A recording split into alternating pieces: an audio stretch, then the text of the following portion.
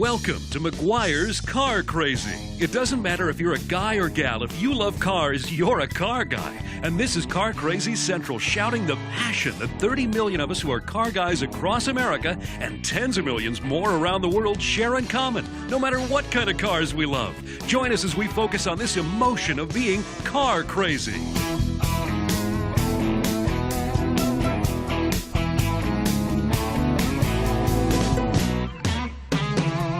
Welcome to Car Crazy Central, ground zero for monitoring the major events and personalities of the car hobby around the world. Each week, we creatively serve up a full menu of car crazy passion for you to enjoy via our Car Crazy television and radio shows, as well as on demand through our website, carcrazycentral.com. Our mission is pure and simple. That's right, we want to make you just a little more Sid Barrett, suddenly, he'd been holding a blues album with two players on it, Pink Anderson and Floyd Council. He just said, let's be Pink Floyd. So that was it. I have to say, Birdcage Maserati, terrific car, and I had a great, for me it was one of the best races I ever had. Won the race on the last corner of the last lap. I mean, mainly because the car was so good. I've led a particularly fortunate life, that I've had these two things that I've been able to really, indulge in, really. You really have. And one supported the other. Yeah. And now our host, Barry Meguiar. Hi, everybody, and welcome to another very special edition of Meguiar's Car Crazy, coming today from London, England, with my buddy Nick Mason, who, of course, we know is the drummer for Pink Floyd. I know as a car guy, and this is our world where we come in contact, and we met up 4 years ago or something at Goodwood, and I walked away and said, we have to do a feature with you because you express this passion for cars, and the way you express it is about as well as anybody I've ever heard. Well, I've led a particularly fortunate life, that I've had these two things that I've been able to really, indulge in, really. You really have. And one supported the other. Yeah. Your passion for music and your passion for cars, I know they cross over. Each influences the other. Talk to us a little bit about that. Well, to be honest, I quite often change my response to that, because you can find similarities. There are ways that they overlap, and there are other times where they're so different that they almost work because they're so different. Really? Because I think particularly motor racing, it's absolutely decided on the track. It's nothing to do with what your audience think of you or people telling you you're wonderful. You see exactly where you stand in the whole thing. But then there are other similarities that is almost like learning a piece of music. It's enormously helpful to remember whether it turns left or right, just as it is to... Help me remember, when did Pink Floyd come together? 1967, really. I mean, we were students together. We were all going to be architects in 1963. Really? Yeah, and it was really a college band that sort of took off from there. Just blown the charts. You have so many records. Your albums have just been so sensational and stayed in the top of the charts for years after years after years. Yeah, well, Dark Side in particular was curious because it's been around the charts for so long. It never quite got the award for the Platinum Award. It was always a gold race. How do you describe the music that Pink Floyd did? Well, I think all of us try very, very hard not to categorize ourselves, because you want people to make their own decisions about where you stand in that respect. But the other thing is, of course, after a sort of fairly lengthy career, the music, in a way, has been through a number of different genres. What we did in 1967 is actually not what we did in 73, and what we did in the early 80s is different again. So I think well, hopefully, we've progressed. That sounds like progressive rock. You're transgenerational rock, I'll say that, because you're not pigeonholed in one age group. The idea of rock and roll was absolutely to do with young people. It was something that kids did, and they had, and then they grew up and they moved on and did something else. What's so curious is that the music has become the sort of... There's now a library of rock and roll, and the kids are as interested in what happened in the 60s as what's happening now. So it was something none of us really understood at the time. I have to say, I assumed I'd have a proper job by now, and it just hasn't happened. When did the name Pink Floyd get applied, and how did that happen? 66. We weren't professional, but we were doing sort of part-time gigs, and we were called the Tea Set, I think, at the time. And we arrived to do this show and discovered the band on before us were also called the Tea Set, so we needed a new name quite quickly. That's funny. And Sid Barrett, suddenly, he'd been holding a blues album with two players on it, Pink Anderson and Floyd Council. And he just said, let's be Pink Floyd. So, My gracious, my gracious. that was it. That's a great story. Paul Harvey in the United States would say, now you know the rest of the story. Back with more of our car crazy friends right after this break.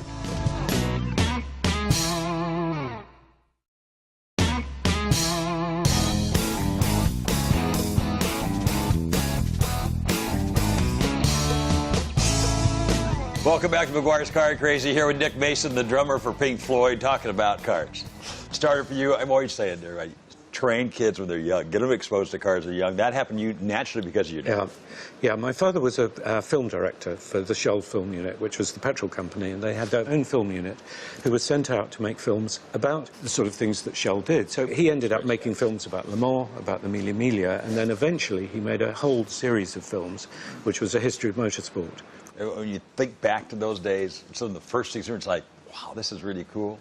Well, for me, of course, it was very much to do with, you know, sort of having time with my dad, because he used to race himself, and he raced a vintage Bentley. So I saw the cars, a couple of which I own now. Now, you never fancied yourself to be a collector. You never set out to say, I'm going to amass a great collection of cars. That was never... No, I sort of fell into that because the plan was always to have a car in order to use it. And so once I started motor racing, the whole thing was about having a car that could be raced. And I assumed that I would then be selling that and moving on to something else. Fortunately or unfortunately, depending upon how you see these things, the music business came up. Ended up racing later than I would have done, perhaps. But on the other hand, I didn't ever have to sell the cars. Yeah, so this worked pretty well. The first car you bought was Austin 7. Austin, okay. Austin 7 Chummy, There we go. which is a really simple, tiny engine, 750cc. Cost me, well, $40. It was a great opportunity to learn something about car engineering, because most of it you could take off by hand. You didn't need engine hoists, you just had to pick it out of the car. That first racing experience, help us put in perspective with your music career. 73, and that was a pre-war Aston Martin. Okay. I fell in with a wonderful guy called Derek Edwards. He just got me racing. I mean, there were no race schools at the time. He just said, right, we go out, you follow me around, I'll show you the way around. You know.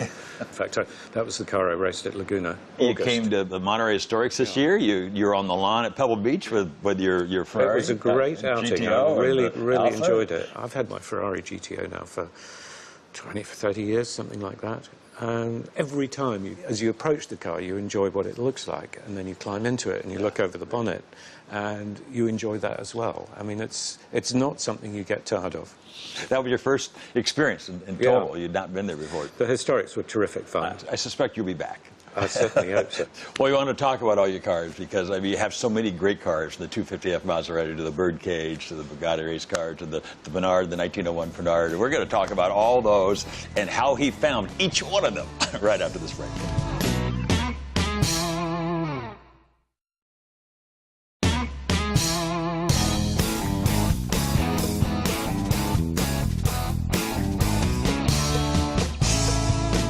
Welcome back to Meguiar's Car Crazy. We're here with Nick Mason in London, England.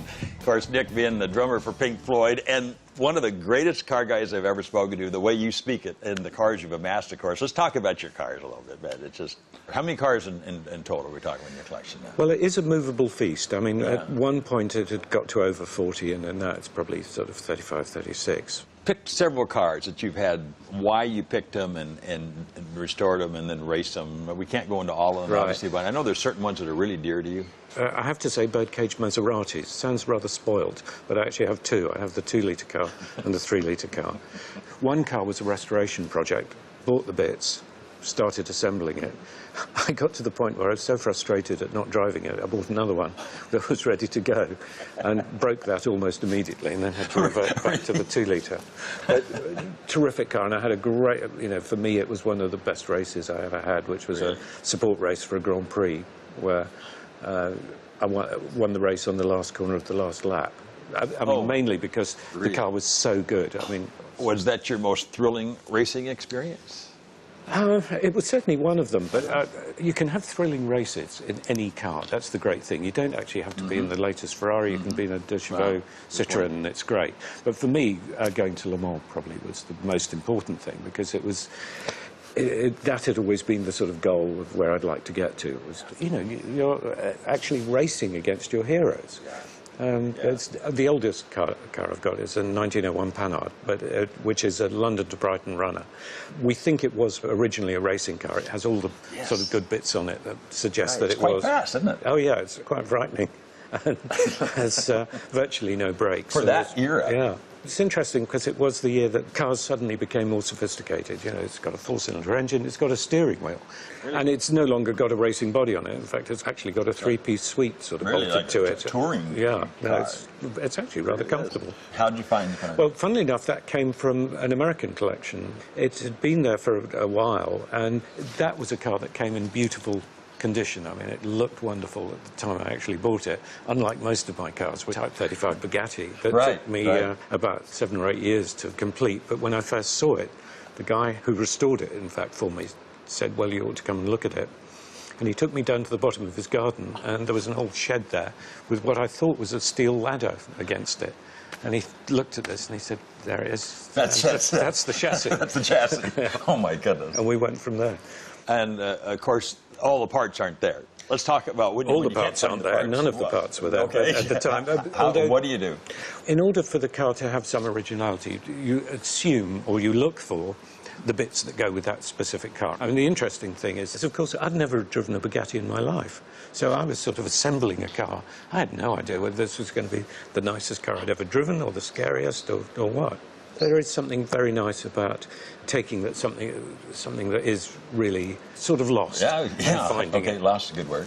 Yeah. And then finding it and putting it back and creating something or restoring something, and the line sometimes gets a bit sort of fuzzy. We have to talk about your 250F. Not only how it drives and performs, but how it looks. Just how it looks. I mean, it is the ultimate racing car, or perhaps for my age group. It was the thing that Fangio drove, and it just looks, it's so perfect. No one had thought about wings and downforce or anything like that. They just looked for something that just... That's right. You can get it, and you can actually let the tail hang out, and you can feel like Fangio. G-force, That's the thing. So, how did you find that car? It's an absurd story, really. I was looking for an ERA, 1.5 litre blown English racing car, lovely car, and I managed to find one. American owned it at the time, but he said, "I'm only going to sell it to you if you take this other car off my hands," which was a 250F in pieces, of course. Oh, really? And I thought, oh, God. Here we go. Yeah, and I thought, no, I don't want to do this. So you got the 250F by default. So you go through the 2 years of restoration, from parts to finished car. You get it out on the track for the first time. What was going through your mind? What's that like? It's a great experience. I mean, in fact, of course, part of the time you're not really enjoying that moment because you're thinking, are the wheels going to fall off? Does it feel right? Will it go around the corner? What happens when you press the brakes? And inevitably, when you do press the brakes, the car goes off to one side or the other. So that first few times around, you're a little bit more technical than that. Back with more of our car crazy friends right after this break.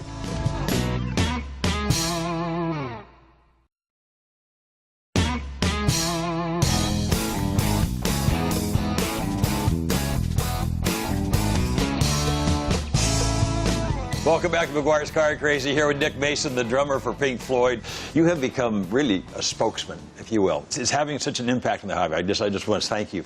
Car craziest experience. I mean, you've had a lot of experiences. What comes to mind when I say that? Well, I suppose when I went to the Nürburgring for the first time, I managed to hook up with Derek Bell and took me under his wing and showed me the way around the circuit. It's something where you need a guide. It's not a quick trip. You spend the day, more or less, going round, and then you just get this one-on-one training. And you're both sitting in the car. You know, he'll drive it for a couple of laps, and then you drive it, and he's talking you through it, and so on. And that was fantastic. It was less fantastic for the Hertz rental car people who'd lent the BMW in the first place. When we took it back, I think every single light came on. Oil, gearbox. You know, so. Right. Push it to the levels. Back into the red line. Your book, Into the Red, fabulous, fabulous book. One of the great car guy books, because you not only capture the history of these great cars, but your passion and the whole interweaving, it brings these cars to life. It was fun to do the book, and it was interesting because we tried to sort of give it a particular point, which was to indicate sort of the way cars have changed. So we started with the Panhard, worked through the Bugattis, the Maseratis, up to more or less present day at the time. It's one of those fascinating things in the book is you take it and you help us understand the performance, all the stats for every one of these cars. The book is out of print now. Is there going to be a third edition here? We're definitely going to republish. Really? Yeah. And I'd like to add another 1 or 2 cars. So, I mean, bring it up to date. Just fantastic. I can't recommend the book strong enough. And now you're a writer of note as well. You have a regular article in Octane magazine. Well, I think after doing the book, I realized that actually I liked not only driving cars and polishing them and all the rest of it, but actually writing about them as well. So the editor of Octane, Robert Coucher, said, would I like to do a column? And I thought, oh, well, I'll do it for a little bit. And then I get more and more stuck into it. So I've been doing it for 2 years now. Robert's the best, and he's the chairman of our Meguiar's Award Selection Committee for the UK here. So we have that great appreciation for the magazine. It's nice to read your articles. No, well, as I say, it's fun, and also because the other columnists are fairly distinguished. They've got Sterling doing a regular column and Jay Leno doing a column. And so I like to sort of hang out with those sort of people. The fraternity of vintage car guys. Can you put the whole experience into perspective for us? The thing about it is that it encompasses so many different aspects. There are people who are restorers, people who want to get things back to perfection, other people who want to drive the cars, other people who... It's so many different things, but actually what you have is a group of people who really are custodians. There aren't enough museums to look after these cars properly. Most of them need such detailed work that you've got a sort of almost a museum system, but it's all privately done. That's right. Just a fabulous time to be with you. It really is. We'll catch up with you again later on down the line when you bring out the next edition of the book. We have to let our viewers know about that. Can't thank you enough, Nick, for sharing your time with us. What a great car guy. Nick Mason, the drummer from Pink Floyd, and now a great spokesman for the hobby and helping different events draw more people that aren't necessarily car guys or music guys coming in and then having the experience of what it's like to hang around car guys. So we're all into growing the hobby, and you're helping that about as much as anybody I know. So thank you for doing that. Pleasure. Isn't he great? Back with more of our car crazy friends right after this break. Let's find out how car crazy you are. The name Chevrolet is as American as apple pie and baseball. However, its founder, Louis Chevrolet, was an inventor, a car builder, a race car driver, and not from the United States. Can you name the country where Louis Chevrolet was born? Was it A, Canada, B, France, C, Holland, or D, Switzerland? We'll find out right after this break, right here on Meguiar's Car Crazy. We want to know how car crazy you are. The name Chevrolet is as American as apple pie and baseball. However, its founder, Louis Chevrolet, was an inventor, a car builder, a race car driver, and not from the United States.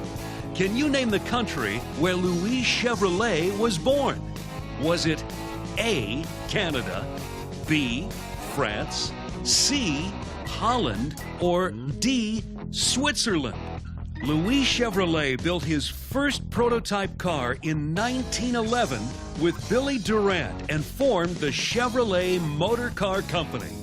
He came to the United States in 1900 from Canada after growing up in France, but he was born in D, Switzerland in 1878. And if you knew this piece of biographical trivia, you must be car crazy. And now our host, Barry Meguiar. You know, I love reading your car crazy confessions, particularly when they come from our female viewers. This one today comes from Christine Vesley, and she writes, I'm 17 years old and was brought up and weaned on street rods. When I was 6 months old, I went to a parade with my older sister Connie and my dad in his chopped and channeled Model A coupe with a flathead. When my sister opened the door, I rolled out onto the curb, and I've been a rodder from that moment on. We three sisters spent a lot of time cruising the country in the back of Dad's '33 Chevy Woody. growing up, going to rod runs. My dad had a rod shop, and we moved from Long Island, New York to North Carolina for more room and more fun. This year, I'm a senior at Trinity High School, and for my senior project, I'm doing a project I call The History of Hot Rodding, and a fine example of it.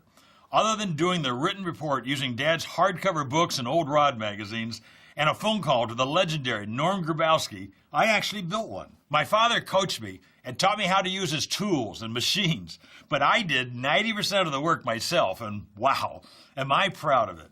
It's a 34 Ford pickup body channeled over a Model A chassis. I built a homemade bed from 16-gauge steel, and it sports a tube axle front end and a small block Chevy drivetrain. The only part that was stressful was that I only had 3.5 months to complete the project. So there were many, many late nights and total exhaustion after it was finished. But I got it done. I got an A in the project, and I'm very proud to be a car crazy nut. Christine Vasily. Well, thank you, Christine, for your letter and for providing conclusive testimony that not all car guys are guys. Actually, there are a lot of car guys who are very attractive ladies who have that proverbial gasoline running in their veins. They know their stuff and they know how to drive, and almost without exception, they're just like you, Christine, because their dad's a car guy and they love their dad. One of the best trends I'm seeing now is dads and moms driving across the state and across the country with their kids to attend a car show. When you go to car shows today, there are kids all over the place. I keep asking parents, is this your kid's first car show, and are you taking pictures? And they usually answer, no, this is not their first car show, and yes, we are taking pictures. And that's fantastic because they represent what the car hobby is all about and what it's going to be 20, 30, 40 years from now. And I have to tell you, this is a recent phenomenon. Kids were a rarity at car shows just 10 years ago. Your dad was special, Christine, because he kept you with him at the car shows when it wasn't in vogue to have your kids with you. The stereotype for car shows back then was all about guys and their cars. And there was your dad with you and your two sisters right in the middle of the action. And look at you now, an A student and a street rod builder. He has to be so proud. As the saying goes, you are a chip off the old block, and your story has made all of us just a little bit more car crazy. And for the rest of you, I want you to know that I personally read every car crazy confession that we receive. And you know what? Every single one of them is so, so special. If you haven't sent me your story yet, why not do it this week? Send your email to confessions@carcrazycentral.com. Thanks for watching our show this week, because this episode, and every episode, is intended to make you just a little bit more car crazy. They serve up a full menu of car crazy passion for you to enjoy via our Car Crazy television and radio shows, as well as on demand through our website, carcrazycentral.com. Our mission is pure and simple. That's right, we want to make you just a little more Sid Barrett suddenly, he'd been holding a blues album with 2 players on it, Pink Anderson and Floyd Council. He just said, let's be Pink Floyd. So that was it. I have to say, Birdcage Maserati, terrific car, and I had a great, for me it was one of the best races I ever had. Won the race on the last corner of the last lap. Mainly because the car was so good. Welcome to Meguiar's Car Crazy. It doesn't matter if you're a guy or gal, if you love cars, you're a car guy. And this is Car Crazy Central, shouting the passion that 30 million of us who are car guys across America and tens of millions more around the world share in common, no matter what kind of cars we love. Join us as we focus on this emotion of being car crazy.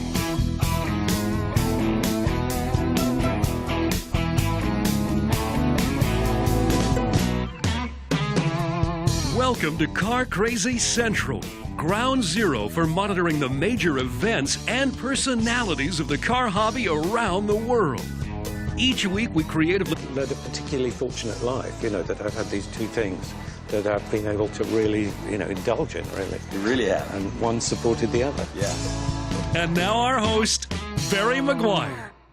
Hi, everybody, and welcome to another very special edition of Meguiar's Car Crazy, coming today from London, England, with my buddy Nick Mason, who, of course, we know is the drummer for Pink Floyd. I know as a car guy, and this is our world where we come in contact, and we met up 4 years ago or something at Goodwood, and I walked away and said, we have to do a feature with you because you express this passion for cars, and the way you express it is about as well as anybody I've ever heard. Well, I've led a particularly fortunate life, you know, that I've had these two things that I've been able to really, you know, indulge in, really. You really have. And one supported the other. Yeah.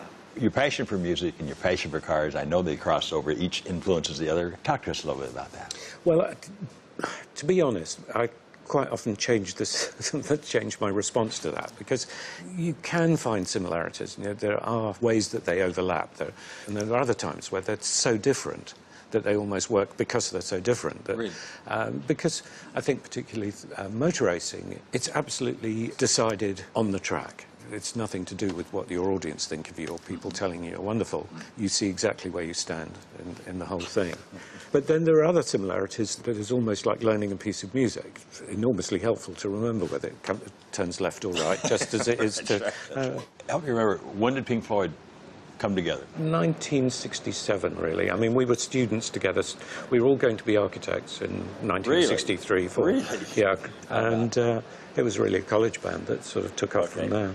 Just blown the charts. You have so many records. Your albums have just been so sensational and stayed in the top of the charts for years after years after years. Yeah, well, Dark Side in particular was curious because it's been around the charts for so long. It never quite got the award for the Platinum Award. It was always a gold race. How do you describe the music that Pink Floyd did? Well, I think all of us try very hard not to categorize ourselves, because you want people